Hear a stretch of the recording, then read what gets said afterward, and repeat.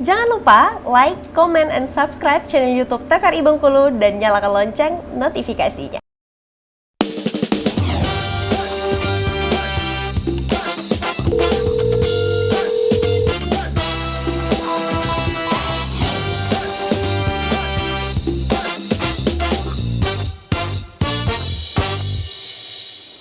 Baik, kembali pemirsa di Dokter Kita TVRI Bengkulu, bersama Kita Sehat hari ini, dan kita masih membahas tentang yang namanya artritis atau peradangan sendi. Dan tadi sudah dibahas beberapa tentang yang namanya pengertian artritis tentunya, dan salah satu jenis dari artritis itu sendiri ya, yang lebih dikenal dengan yang namanya asam urat ya dokter ya. Tapi asam urat ini sering diderita sama yang udah faktor U ya. Sebenarnya nggak juga ya Kak. Nggak juga ya? Okay. Kalau yang malah gout arthritis ini itu malah dewasa muda ya. Udah Maksudnya kena. kayak 30 itu 5 sampai 40 tahun itu malah banyak gitu. Karena memang tadi ya faktor makanan bisa juga aktivitas fisik yang kurang kayak gitu. Oh gitu. Jadi nggak menutup kemungkinan gitu kan ya. Betul. Oke, boleh kita lanjut dengan setnya dokter? Oke, lanjut untuk, ya. Untuk artritisnya. Ini tadi ya. Nah, pada gout arthritis ini sendiri, itu kan dia ada penumpukan asam uratnya sendiri gitu ya, pada jempol tadi paling sering atau pada celah-celah sendi yang kecil. Nah, pada pemeriksaannya sendiri itu nanti akan diperiksa yang namanya itu ada gambaran pakai pemeriksaannya gitu ya, diambil dari ini. Si endapan-endapan asam uratnya itu sendiri nanti akan terlihat memang di bawah mikroskop, dan juga ada di daerah ini ada asam urat kristal-kristalnya gitu ya, nanti itu bakal diperiksa juga gitu. Nah, untuk gout arthritis atau asam urat ini sendiri terjadinya karena apa tadi ya, karena memang meningkatnya produksi dari asam urat itu sendiri, itu yang paling sering. Terus juga menurunnya pembuangan, ya tadi misalnya ada pasiennya pada kasus ginjalnya agak sedikit kurang baik, itu juga bisa, atau memang kondisi keduanya. Kalau meningkatnya produksi bisa paling banyak itu karena tadi makanan yang tinggi purin itu sendiri ya. Nah, untuk klinisnya atau pasiennya itu datang biasanya gimana nih ke dokter gitu. Kalau dia udah mengalami kondisi ini podagra ya, yang tadi bengkak, panas, merah di jempol kaki nih, jadi kayak ngerasa ini jangan-jangan kayak bisul ya, kayak mirip bisul. Ternyata ini adalah gout arthritis atau namanya podagra ini sendiri. Ini jadi ada namanya ya, podagra ya? Iya, podagra ini.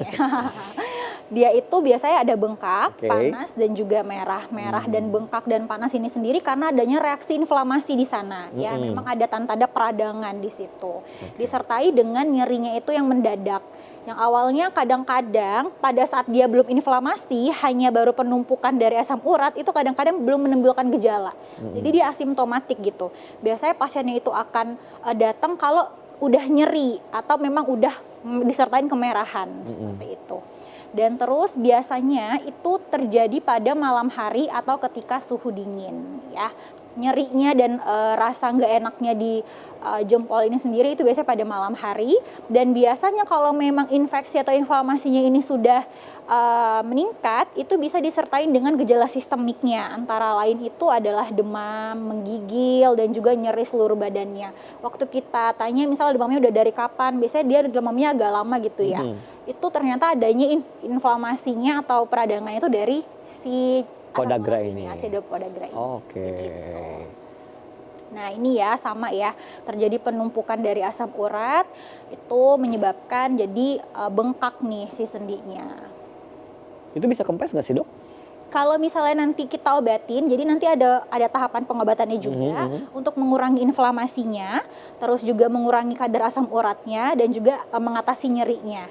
Nah, kalau misalnya kita udah beri obat itu, biasanya dia akan mengempes. Oh, mengempes. Ya, nanti bengkaknya itu, merahnya nanti itu dia kempes, tapi mungkin memang untuk mengurangi deposit dari asam uratnya yang terdapat di situ itu harus dengan obat asam uratnya, dan harus juga pengawasan gitu untuk obatnya.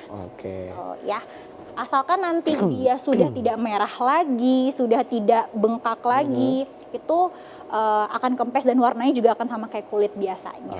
Gitu. Nah, sebelum kesini dok, ada nanya dikit. Kan tadi dokter bilang kalau mau lihat asam urat itu diambil dari yang jempol tadi bermasalah tadi, kan diambil ininya kan, sampelnya gitu kan. Nah, itu ada juga pemeriksaan asam urat yang melalui darah itu loh. Ya, nah, itu hubungannya gimana? Hubungannya antara darah sama asam urat gitu. Jadi kan tadi sebenarnya asam urat itu sendiri adalah hasil metabolisme dari purin tadi. Nah, purin itu sendiri dia terdapat di dalam DNA atau RNA kita gitu, yang ada di semuanya gitu. Nah, nanti si purin itu di metabolisme di ginjal, di hati gitu ya. Terus nanti itu juga melalui darah. Jadi nanti asam urat ini sendiri bisa ada di dalam darah kita sendiri. Makanya kita bisa cek juga asam urat itu dari darah. Oh, gitu. Itu untuk tahu kadar asam uratnya. Kalau yang tadi itu pemeriksaannya itu yang diambil tuh untuk gold standarnya. Bener nggak kalau misalnya di situ tuh adalah deposit dari asam uratnya itu sendiri, begitu. Gitu. Oke. Nah, sekarang kita akan lanjut ke stadiumnya ya. Jadi emang ada beberapa stadium yang bikin orang itu datang nih biasanya ke pelayanan kesehatan. Kenapa? Karena memang si asam urat ini sendiri atau gout arthritis ini sendiri itu awal mulanya asimptomatik. Jadi tidak bergejala sama sekali gitu ya. Karena kalau misalnya dia masih peningkatan asam urat tetapi belum ada gejala, biasanya dia belum sampai banyak depositnya gitu. Jadi belum akan terjadi tanda-tanda inflamasi gitu. Tapi kalau misalnya memang dia sudah bergejala, itu nanti masuk ke tahapan yang namanya gout arthritis itu sendiri. Nah, gout arthritis ini sendiri dia ada stadiumnya, ada stadium yang akut, ada yang interkritikal dan juga yang kronis. Kalau yang akut ini dia baru pertama kali kena biasanya ya, terus juga disertai dengan tanda-tanda peradangan tadi, merah, bengkak, panas seperti itu. Nah, kalau stadium interkritikal itu sebenarnya dia udah berapa kali kena yang akut tapi pengobatannya mungkin kurang adekuat itu bisa sehingga dia masuk lagi nih sebelum ke tahap kronis gitu. Oke. Ya, dan kalau tahap kronis itu memang dia sudah berlangsung lama dan bisa menyebabkan itu yang terakhir penyakit ginjal nantinya. Jadi yang akhirnya itu adalah perjalanan stadium ke penyakit ginjalnya. Bisa asam uratnya nanti dia akan menumpuk di ginjal. Tumpukan itu akan menjadi batu, ya, batu ginjal. Itu salah satunya jenisnya itu adalah batu asam urat. Oh gitu. Ya. Jadi batu asam urat itu bisa menyebabkan yang namanya batu ginjal. Jadi asam urat yang menumpuk di dalam ginjal itu bisa menyebabkan namanya batu ginjal yang jenisnya batu asam urat. Oh gitu. Ya. Jadi berarti ini yang termasuk yang udah kronis ya? Betul, itu udah kronis dan memang enggak terdapat pengobatan yang adekuat gitu. Nah, lama-kelamaan ada batu di sana, batu kan dia nyumbat ya. Iya, betul. Di ginjalnya, terus dia akan mengurangi dari kerja ginjal kita. Lama-kelamaan nanti menurunlah fungsi ginjal dan terjadi gagal ginjal yang disebabkan karena nefropati gout. Jadi memang dari gout arthritis ini lama-lama jadinya ke ginjal juga. Aduh, gawat, bisa gawat ya kalau nggak diobatin secara benar ya. Betul. Itu stadiumnya. Jadi yang awalnya dia memang nggak bergejala, akhir-akhirnya malah jadi nanti takutnya jadi batu ginjal. Iya, oke. Nah, terus gimana nih untuk tata laksananya gitu ya? Untuk terapi dari gout yang stadium akut sendiri itu memang karena gout ini dia di awal stadium akut itu ada inflamasi tadi ya, tanda kemerahan dan panas, biasanya kita akan kasih antiinflamasinya berupa kortikosteroid ya. Dan juga nanti disertain rasa nyeri pada jempol itu atau nyeri pada sendi gitu. Itu nanti kita juga akan berikan obat anti nyerinya dan obat untuk perbaikan di fase akutnya untuk asam uratnya sendiri itu juga ada.